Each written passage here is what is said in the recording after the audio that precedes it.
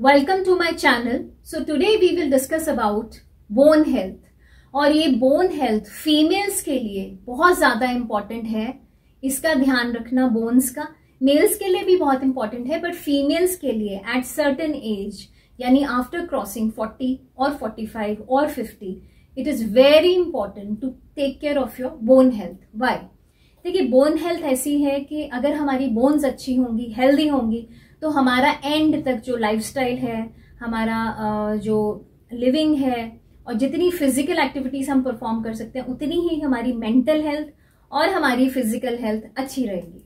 तो एक basic pattern होता है लाइफ में, टिल द एज ऑफ 30 हमारी जो बोन फॉर्मेशन है वो ज्यादा होती है, यानी बोन फॉर्म होती है, और बोन लॉस बहुत कम होता है। जैसे ही हम 30 क्रॉस कर देते हैं तो ये साइकिल बिल्कुल ऑपोजिट हो जाता है, यानी बोन रिजॉर्प्शन, बोन लॉस ज्यादा होगा और जो बोन फॉर्मेशन है वो कम हो जाती है।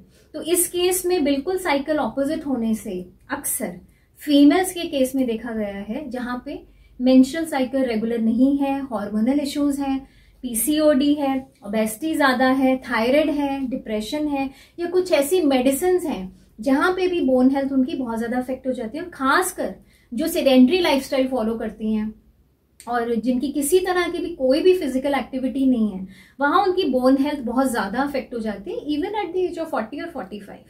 तो पेरीमीनोपॉजल और पोस्ट मीनोपॉजल ये दो फेजेस हैं जहां फीमेल्स को अपनी बोन हेल्थ का बहुत ज्यादा ध्यान रखना है। तो इसके लिए लाइफस्टाइल मॉडिफिकेशन बहुत ज्यादा इंपॉर्टेंट है। नंबर 1, इसमें एक तो डाइट को आपने अच्छा लेना है, और डाइट के भी जो कॉम्बिनेशन है, अपनी न्यूट्रिशनिस्ट को जरूर विजिट कीजिए, और 6 मंथ्स में 1 ईयर में अपने ब्लड टेस्ट रेगुलर चेकअप करवाते रहें।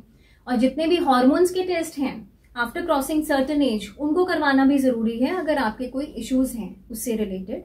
और इसके साथ साथ डाइट के साथ साथ जैसे हम कैल्शियम है, विटामिन डी है, मैग्नीशियम है, फास्फोरस है, बोन मैट्रिक्स फॉर्मेशन के लिए ये बहुत ज्यादा इंपॉर्टेंट है।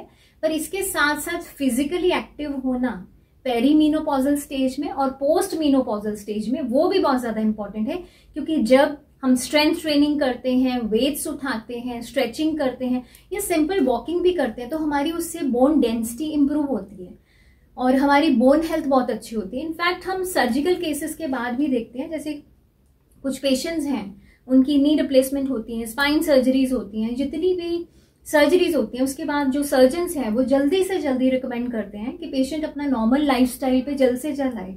उसका रीजन यही है कि उनका बोन लॉस वो ना हो, उनकी बोन हेल्थ अच्छी मेंटेन रहे और उनका मसल स्ट्रेंथ जो है वो अच्छा रहे। तो एक तरह से अगर आपने लाइफ को हेल्दी रखना है, हैप्पी रखना है और एंड तक आपने ठीक रहना है, और जिसमें आप डेली एक्टिविटीज अपनी अच्छे से कर सकें और बिल्कुल भी आपकी डिपेंडेंसी ना हो, तो प्लीज अपनी बोन हेल्थ का पूरा ध्यान रखिए for all females. Thank you.